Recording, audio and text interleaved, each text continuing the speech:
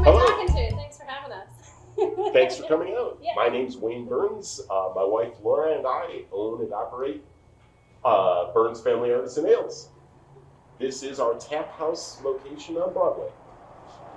And I'm Charles McManus. I'm the head brewer here at the tap house location for Burns Family Artisan Ales. So this is Wayne. He's got this great smile. He's incredibly well-spoken. He's got a memory like a steel trap, let alone the fact he's one of the most welcoming people I've ever met in my life. Wayne happens to be known as the Big Beer King. Some even call him High Octane Wayne.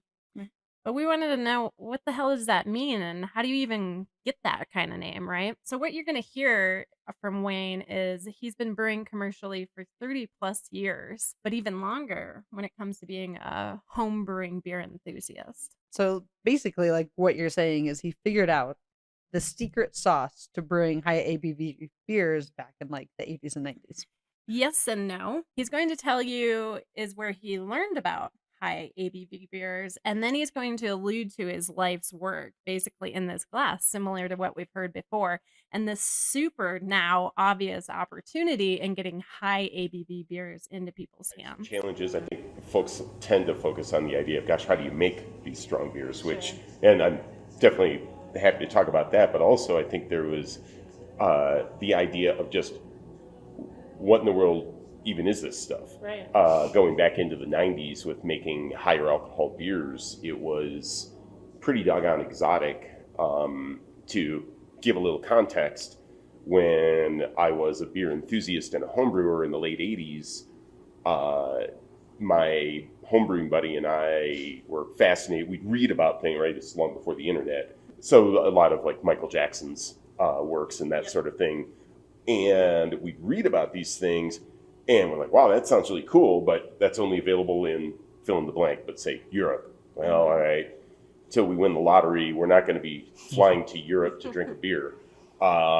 So what can we get here in the United States? And as it happened to be the case in Michigan, which is where we were at, and there were two beers that were called by the name Imperial Stout at that time frame that were available. One from a British brewery, Samuel Smith's. They make a beer called, well, they make a number of tasty beers, but one called Imperial Stout. Mm-hmm.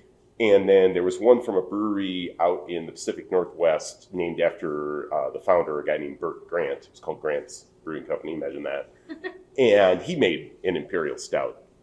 And I think what's fascinating to think about, it basically the word stout in those days to the general public, if it meant anything at all, meant Guinness. And which, okay, fine. But the idea of an Imperial Stout, people didn't have a clue what that was. Sure. The two Imperial Stouts I referred to, the alcohol content, Grant's Imperial Stout was 6.8 by volume. Samuel Smith's is 7.2 by volume. Which is nothing to say the least, Right. but it's definitely no 20%, that's for sure. Right. It was, I don't think folks really in the U.S. craft beer industry even paid too much attention to styles like Imperial Stout in those days, because it was just, even just making dark beer like stouts was a little bit left field at that point, because it was just like getting people to drink something that wasn't a big brand was the stretch. Like this little, like, right, because back in those days they weren't called craft breweries, they were called microbreweries. Right. So one of these microbrew things. And that led to, I think, if you just got someone to drink your gold ale rather than drinking their favorite industrial light lager, that was the win. Yeah. Rather than getting them to try your particularly exotic specialty beer. I mean, okay, if they do that too, that's great. But it was a little bit more of a stretch to get folks to even just drink craft beer at all. Sure. And in that vein, we read about, my homebrewing buddy and I, we read about these beers that were up in the 9 to 12% alcohol range, which was, for the most part, that was about as high as it went. The classic one that's always quoted as, at that time, being the strongest beer in the world was a beer called Samichlaus from, at the time, a brewery in Switzerland, and then it closed, and then brand got bought, and it's made by a place in Austria these days. Okay. But that beer was made one day a year for the St. Nicholas Day, so it's like early December, and it was made and then aged for a year and released 1 year later. Okay. and it typically came in at 14 or 14.5% by volume, and it was a very strong Doppelbock. And so that was often the beer that would be quoted as the strongest beer in the world. So big beers were a thing before the Big Beer King's inauguration took place. So you're saying he's not the big beer king? No. He definitely is. The next part is crucial for understanding how these Burns Family Artisan Ales are as world-renowned as they are today, because it's Wayne's intimate curiosity in regard to managing yeast for high ABV fermentation that ultimately conceives pushing beer yeast beyond its so-called potential. Absolutely. And again, finding information on managing yeast for high alcohol fermentation was, I don't know, challenging to say the least. And again, I think if you think about the companies that, especially at that time, could do finance technical research on yeast fermentation. Okay. So these are companies who have a lot of resources behind them that can pay for people to do this research. Right. Well, those are going to be the big industrial breweries. They're not especially interested in, how do we try to make instead of making an imperial stout at 7% or 9% or 11, how do we try to push it to 15 or 18 or 20?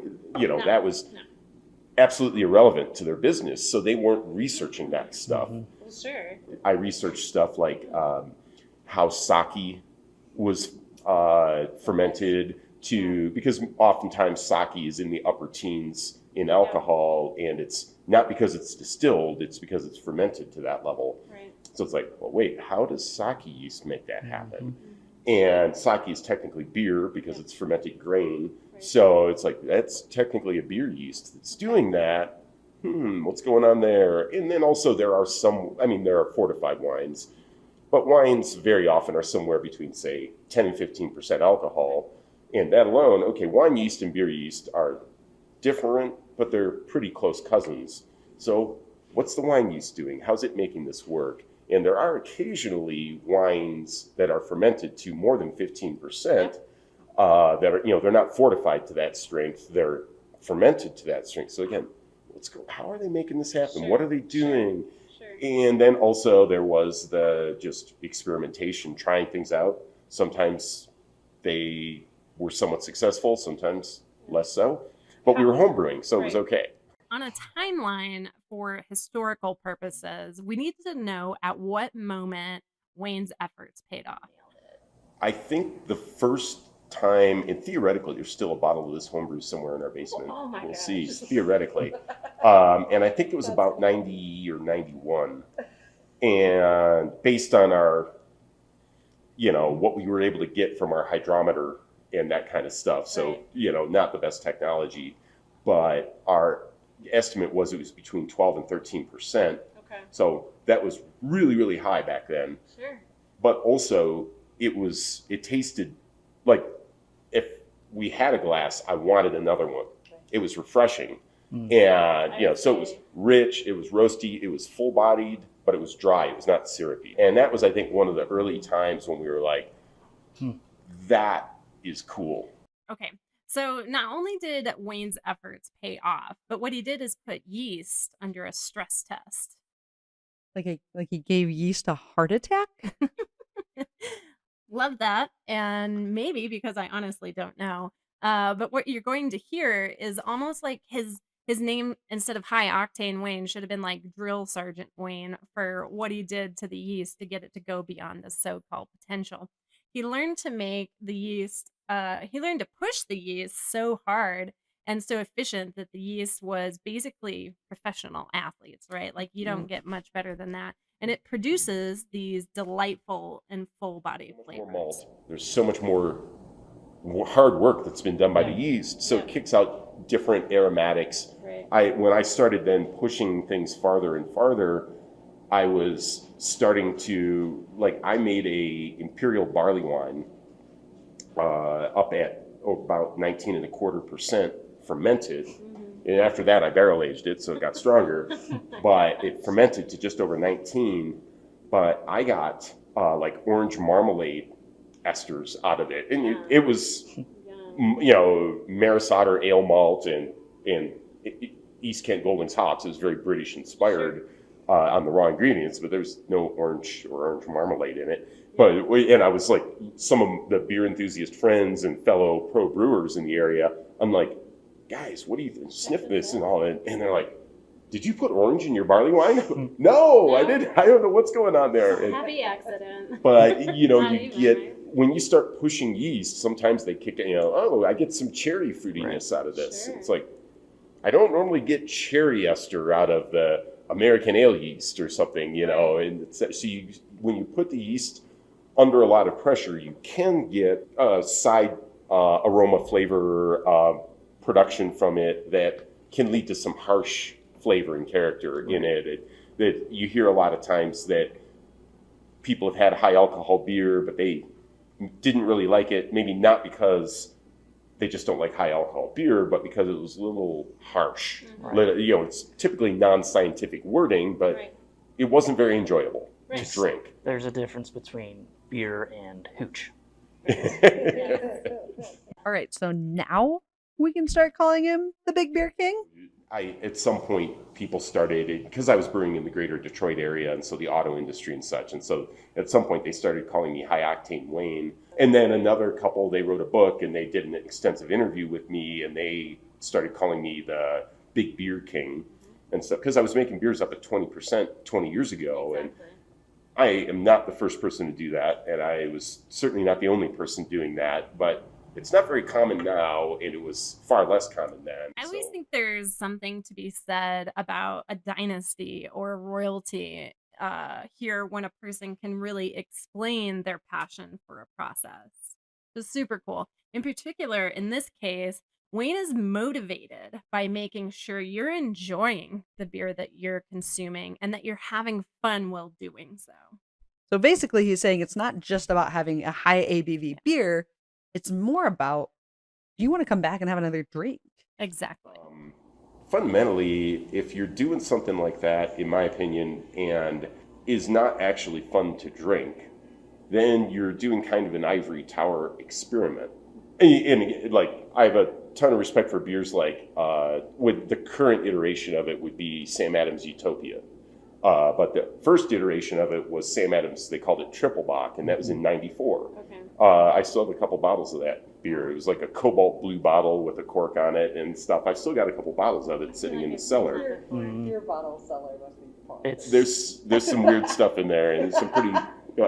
My oldest bottle is an '89 Thomas Hardy's, so there's that. But again, English barley wine at 12.5% from 1989. But I feel like fundamentally, you want your beer beer should be fun. It should be enjoyable to consume. And if you're not fundamentally making a beer that people enjoy drinking, whether it's anywhere from NA beer through amber ales and IPAs up to barrel-aged big beers and stuff, but on any of those fronts, if it's not just really enjoyable to drink and you want to have more, you want to have another sip when you just finished a sip, whether it's a wise idea or not is something else, but you want to have another one because you enjoyed it. It was fun. Because Sam Adams Triple Bock in 94 just crushed the so-called world record for alcohol because it was 17%. Right. So that 14% Santa Claus was like left in the dust on that one. But I didn't really actually love the beer. It was That's really a great motivation. It's not that it wasn't well made. It's not that it was anything less than very, very cool and intriguing.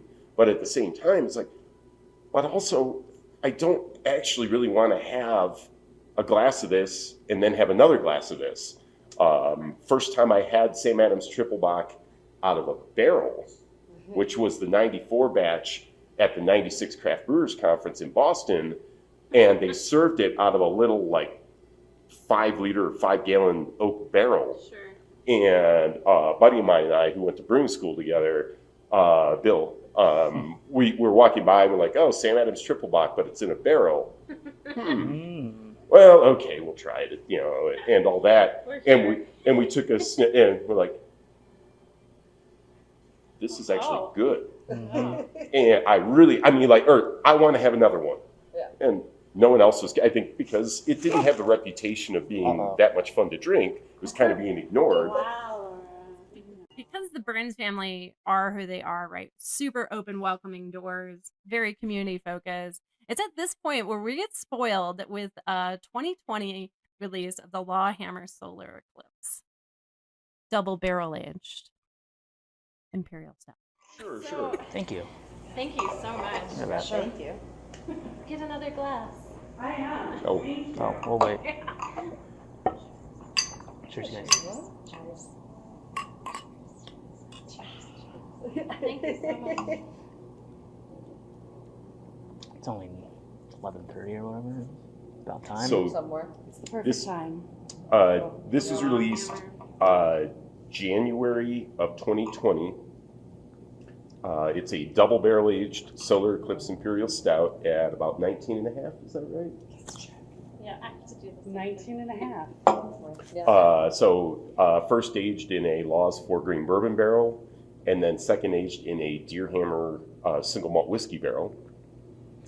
And it was released actually for the Big Beers, Belgians, and Barley Wines Festival in Breckenridge in January of 20. Little did we know what was bearing down on us at that moment, right? We were also innocent then. But at this point now, it is well over 5 years since it was released. I think it's still tasting quite lovely. So this Go ahead, is NP. This is actually an award-winning recipe. It won gold in 1999 at GABF German pills. for German Pils. Yep. So It's a much fresher batch. and I figured you might need a palate refresher. Yeah. Thank you. So it was at this point that we wanted to know what brought the Burns family to Colorado. And what you're going to hear is no surprise. It's a lot about quality of life, passion for the craft industry, and pursuing opportunities. We had a pivot point in our lives on multiple different aspects, but I had been for some years basically taking essentially all of my vacation time to do things like go places to climb mountains or descend technical slot canyons or things like this. Not surprisingly, and particularly because I had a couple of friends who I'd originally met in Michigan, actually, who had moved to Colorado and did this sort of stuff. And so there are plenty of places in the U.S. and in the world that you could go to, but that's Colorado is certainly one of those spots. So I came here more often than really anywhere else, and there started to become that sense of, why not live and work where you play? And then in addition, we knew that much like Michigan, Colorado has a long and very healthy, robust craft beer industry, as well as craft beer customer enthusiasm. There were a lot of things that sort of fit nicely on that front. You said 13 years ago? Yeah. Okay. So that well before we opened Burns Family. We felt there was still a robust opportunity available, and it took some work to put the pieces together, but eventually we were able to open the first location about 6 years ago. Right. And then here we are sitting in your newest Second location, yeah. Congratulations. It's pretty cheers awesome. to that. Yeah. Cheers. Bring in Charles. Cue Charles. Yeah. And we were like, we're already spending a lot of time, Laura and I, making beer, running the business, doing a lot of the, meeting our customers in our community. I think that's so great. And we feel like it was really important, and we really value it, and we still prioritize it. And at some point, there are just so many hours in the day of the week. Sure. So we're like, okay, we definitely, something's got to give. Yeah. And an opportunity came up, and I had worked with Charles before. We had been friends with him for, at this point, nearly a decade.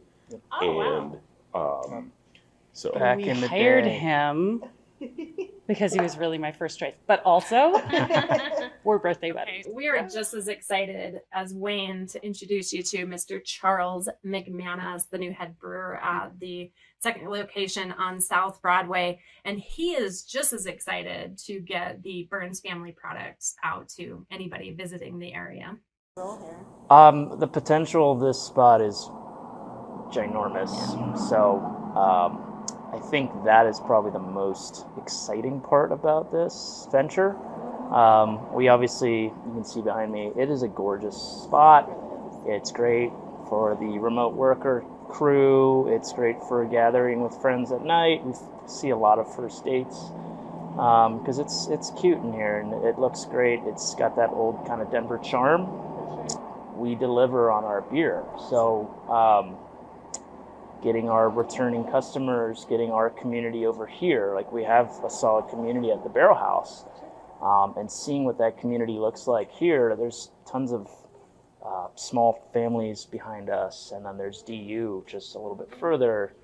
Kind of seeing what that community ends up looking like, who they are, and getting to meet those folks is one of the best parts about being in this industry. You meet a lot of really cool people. Met you through this, right? That's how this worked. Yeah, I think we're pretty confident in what we deliver as far as the product.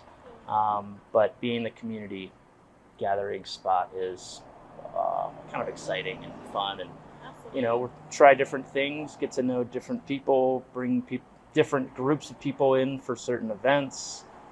We just made an addition that allows you to bring your pet and park it up front. So we also think it's important to know and wanted to know, was the second location always part of the Burns family plan? And how does spreading a place for community gathering and a fun environment translate to high foot traffic, denser population, and more visibility for the family?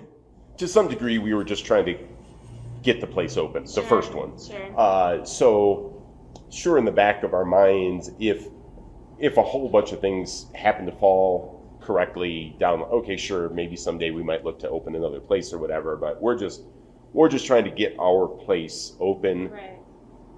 do what we are confident we can do very well, connect with our community, and build our customer base, and again, have fun becoming a community gathering place for fun engagement with conversation, beer, matching food with beer, things like this. Our original location is in a warehouse district, so it's not a high visibility, high foot traffic area.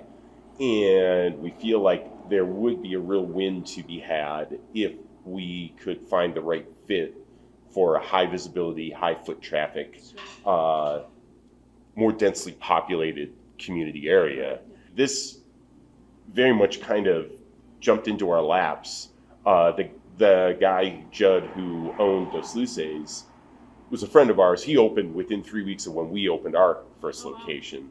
And then when Judd announced that he was going to shut down his location here, as a friend, we literally just invited him over for a beer. And, just to talk to a friend and commiserate and that sort of thing. Sure. And I, was like halfway through a beer, and he's like, "So, have you guys thought about a second location? I think you guys could really do well in the spot that I'm at." And Laura and I were both kind of like, "What?" Yes. Or we really had not thought about that at all. And then we took some time and kicked the tires on the idea and et cetera, and eventually it did come together and work out. But it was definitely something that was sort of thrown up in front of us. Hey, what do you think of this? When we were not really looking for it.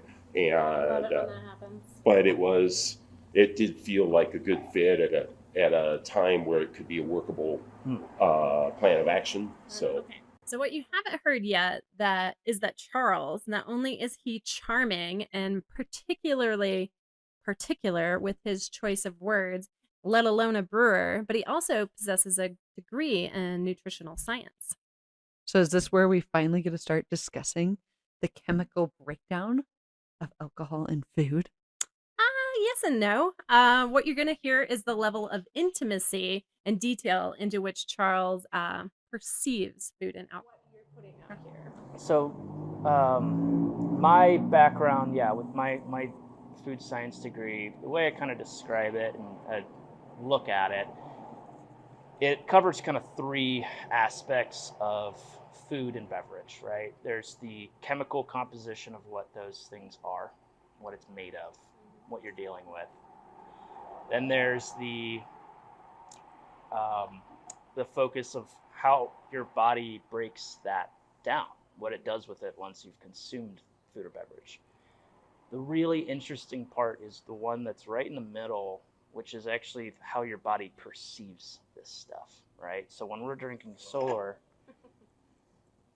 you mentioned you get some heat because of course you're going to in a 19.5% beer, but it's not sucky. Yeah. It actually feels great. It made you want to maybe experience a snowy day. That's not totally individual to you. A lot of people feel like that, but that's interesting, right? That experience that you're having is really fun to think about, and that's kind of where my approach to beer recipe development and expression of myself into the product, that's where that comes in, is how do I tell a story with this thing we call beer? Yeah. And what are the cool scientific little tricks and tidbits of knowledge that I've gained over the years, or Wayne has gained over tripled my years in this world of beer. Like no, his beer experience, and how do we take this stuff together and use it to create this experience, right? So like Bob Ross has his palette with the different colors. He tells you which ones.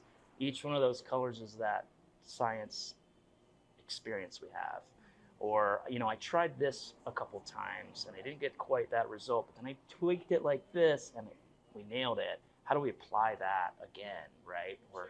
Or postulating on new ingredients that we haven't worked with that we maybe have heard about or read about somewhere, and coming up with this stuff to tell a story where the end result is you're tasting it and you're going, man, I kind of wish it was a snowy day.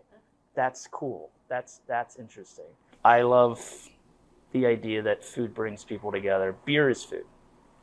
And that's like a phrase Liquid we've always bread, heard. right? I mean, but like not false. in this country, beer is literally FDA stuff. So it is actually considered a food legally. So, and these things bring people together. Yeah, gotta tax it. So, but yeah, it's fun thinking like, how do I deconstruct this cool thing I thought about, or I tasted at an event, or I had this idea about something, maybe these two flavors or these multiple flavors could work together, or I was inspired entirely by something completely esoteric like a jazz song. How do I convey that jazz solo into beer? Is that something I can feasibly do? Does it make sense? Or, does anybody care if I do that? Absolutely. So that's kind of the fun part about beer, is being inspired, working on the recipe development, executing. You take this thing that came from your brain and then maybe a month or two later, or years, depending on how you're working the beer, and then you taste it and you're like, that's it. I did it. Right. That's cool. And now I get to share this with people because I didn't make a 5-gallon batch. Right. I'm making professional sized batches of beer, which is cool. It's not wine. It's not hoity-toity. It's for the people. But arguably great for fine dining, as we've experienced together. We did talk about this. Exactly. Wine is a fantastic beverage. Yeah. I think most people would agree. Beer is just inescapably more complex and has the capability to be more complex. There's more ingredients to beer than there are in wine. Right. So right there, just statistically, there's more opportunity for it. And yeah, but it needs to be something that works well for people to have at 11:30, or with a meal, or with friends with a meal, or not with a meal and just hanging out with friends, or it's something you've saved in a bottle for a special occasion. It's really cool. Right. Okay. So there's always something to be said about what we put into our bodies. We know this, right? We should pay attention to that. And as Charles elaborates on, right, like it's not necessarily just about what you're putting into your body, but what you experience when you do so. And what does beer and food pairing mean to the Burns family? Yeah, and I loved this because we've all talked, you've heard me talk before, that I love the community aspect, and that is constantly on the forefront of their mind, and that's constantly their top priority. I'll say what I have to say, but then I'll let you take it. I mean, honestly, I think the trajectory of Burns family working with food pairings has only gone up. So you could probably expect some more interesting things. I mean, we started rolling out the shared tastes here with Chef Jared. So that is an expansion of the already awesome full course, beer and food pairings. Yeah. This is a miniature version, but you still get, it's one, good bang for your buck. Two, it's fun and interesting. Right. That guy has a brain unlike anybody else, as you experienced. He's very soft-spoken, but when he speaks, it means something. So, yeah. Yeah, well, and I think I would very much concur with what Charles touched on, that first things first is it depends on what our customers ask for from us.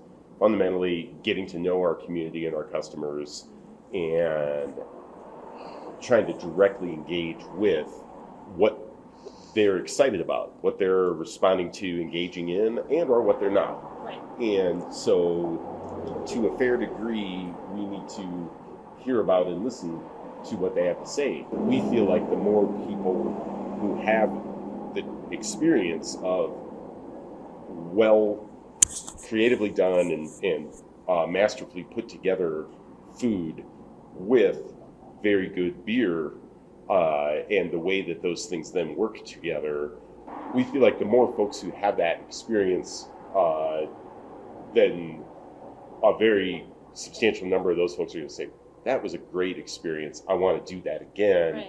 Right, and it goes right back to the community center, right? We want to be a place where community gathers. And on top of that, the event would just be cool by itself. If it was just the food and the beer, that'd be cool. You get to talk to the chef and the brewers and eat and drink with them and really delve into things. And that's interesting and unique to us. I mean, other people do that, but it's us. I mean, we're manning the event sort of thing, Without further ado, enough chitter chatter. Let Charles take you on a tour of the new Burns Family 7-Barrel Brew House on South Broadway in Denver. So yeah. What are we working with here? Welcome. Hey, welcome to guys. This is where the magic We are a 7-barrel brew house. We've got our fermenters over here, serving tanks over here. We've got something that I haven't seen in Colorado, which is an amphora that we'll start playing with soon. It's a clay aging vessel. It is one of the oldest, I think maybe the oldest way to hold liquid was clay pots. It's primarily used in wine. It imparts a really cool minerality. There's a minerality that comes from it. It keeps esters bright. It can create kind of like a smoother texture from the porosity and basically just the aging capabilities of it. Geometry plays a part in how beer ages. This one's a cube. So, down here is the brew house. Yeah, so this is where we make all the beer. You've probably seen a brew house or two. We try to keep it as shiny and clean in here as possible to indicate how shiny and clean your beer will be. Yep. So we just did our first collaboration here with the Denver Beer Queers. It's an LGBTQIA beer coming June 1st for kickoff of Pride Month. It's going to be a rad disco party here all day long. Okay.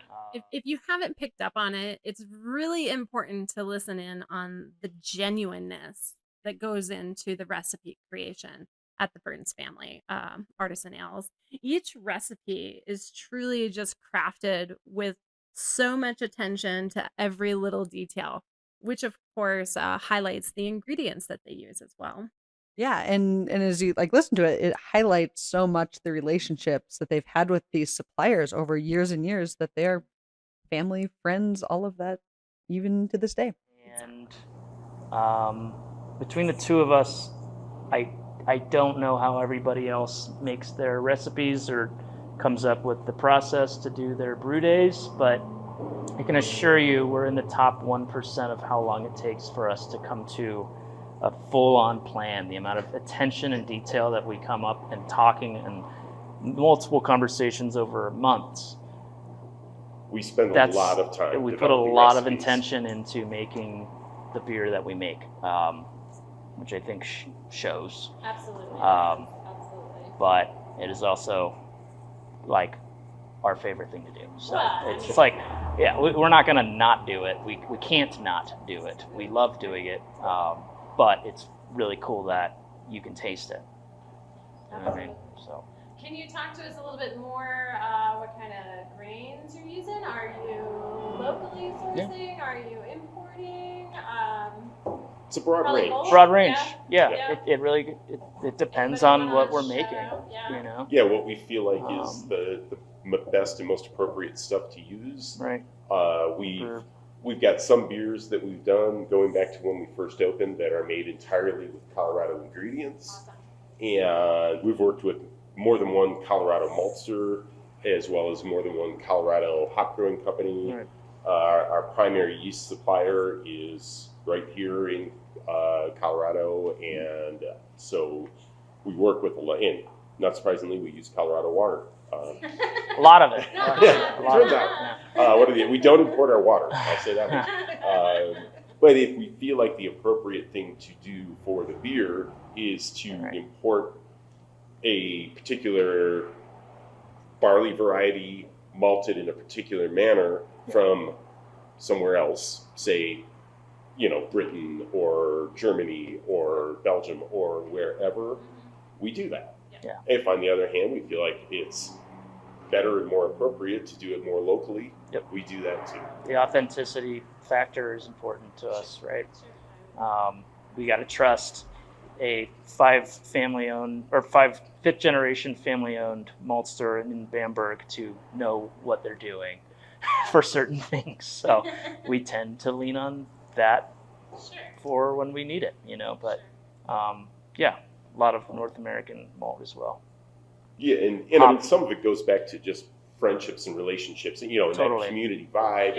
And I've joked on more than one occasion that my biggest area of skill set in the brewing world is old. And I've got old, but I've been personal friends with Thomas and Sabine Weierman for over 25 years now. Laura and I are friends with Mr. Fawcett of Fawcett Malting in Britain. He tells a very funny story of how we got him. He drank a bit more than he ought have, and then had a bit of a kerfluffle at his hotel room that night, and this sort of thing. But there's these personal relationships that have been going on for decades, and so of course and also these folks are making absolute top-notch, fantastic quality product.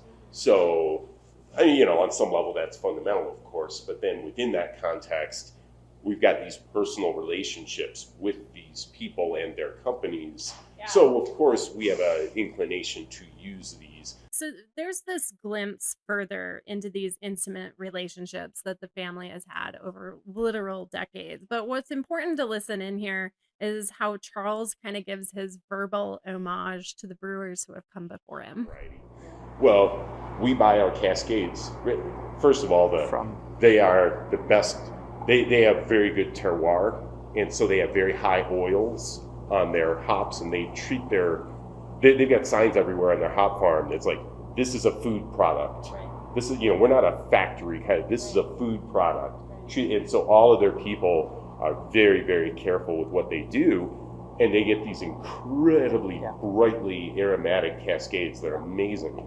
So when we make beer with Cascade hops, we use those. not all Cascade hops are created equal. Yeah. Right. Yeah, I was just reading a whole article on terroir and beer and Whole nother level. of yeah. It's gonna But take me a it's couple more so it's readings. cool. That's an Like awesome story. when I heard that, we're getting it from the sea. Yeah. What? That's Yeah. wild. How do we have that connection? It's like, because Wayne has known the brewing community was smaller and it's gotten bigger. And I mean, this is the sort of thing that makes me excited to work with Wayne and Laura. Is I wasn't born yet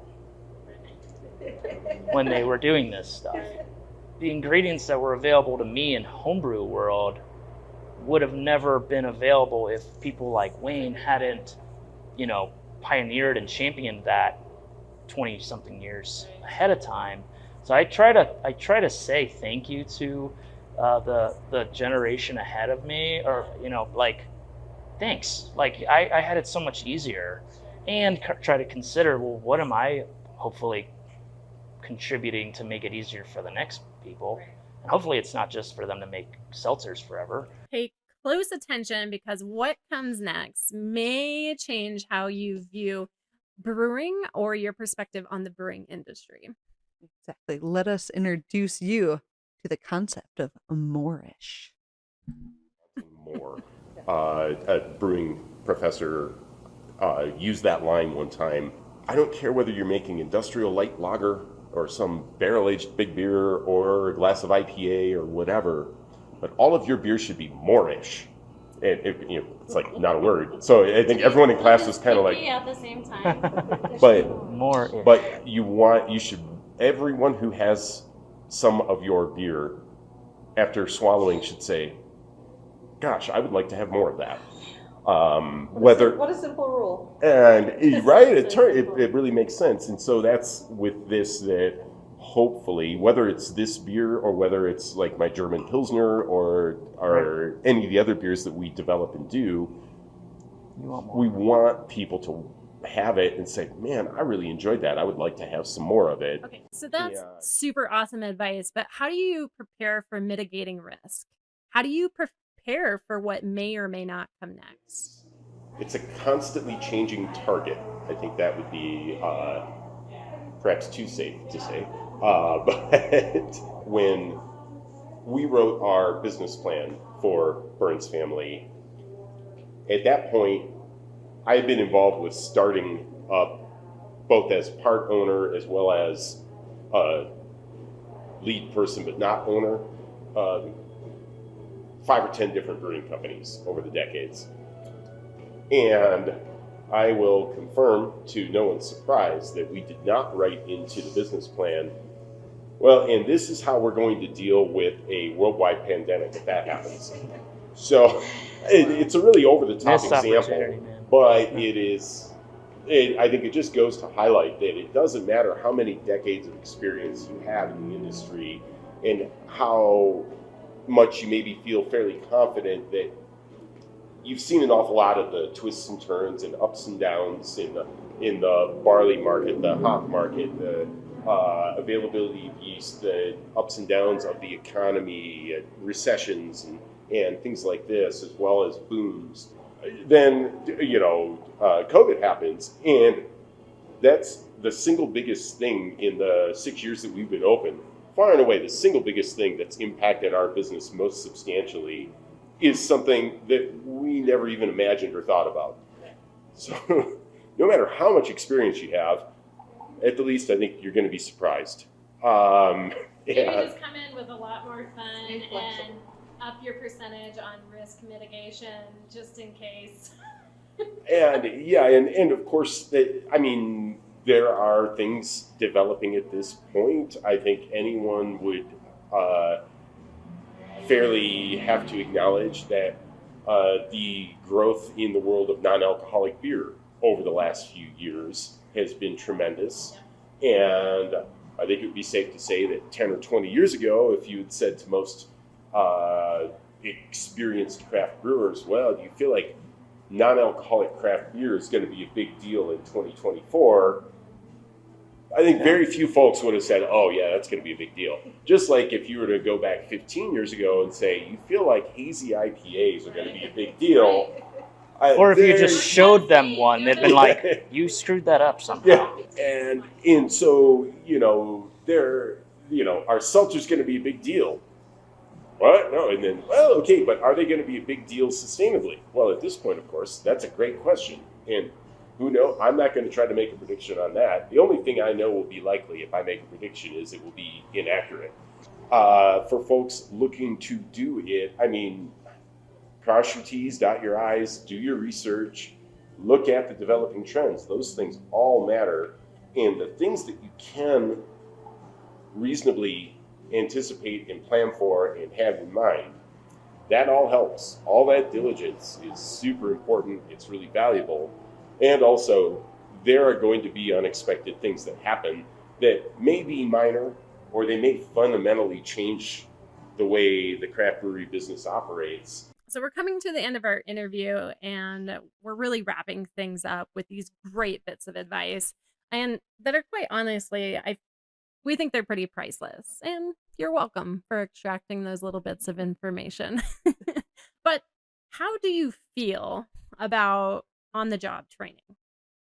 How do you feel about owning something that you may or may not know a lot about, but you like?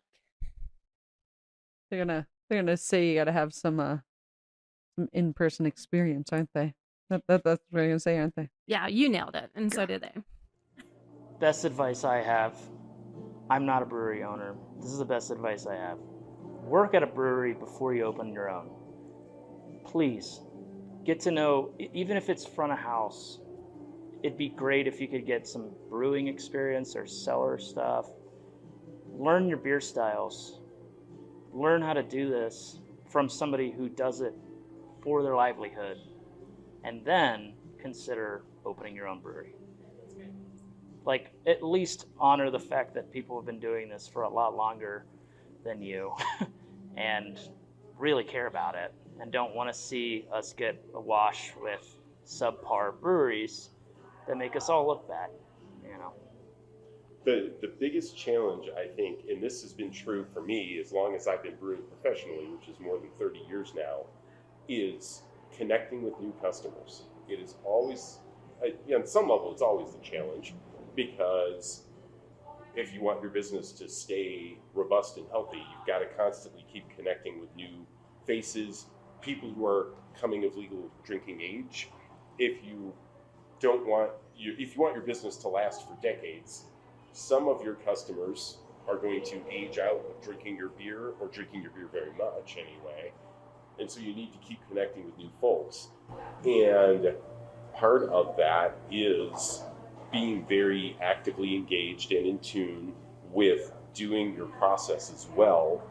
And it's, to Charles's point, there are some real benefits to working for a job that really doesn't pay you very well. But you will learn things that are very, very important, because it's not the same thing as making beer at home. While many things are extremely parallel and extremely similar, it is not the same thing. So that would be, again, part of my advice. Seriously, take some time, budget into your budget for opening your brewery a year of working for another brewery. Yeah. Thank you for watching and listening and commenting about the incredibly insightful interview with Wayne and Charles of Burns Ales. I know I walked away a bit lighter on my heels. And Is that because of the beers we drank?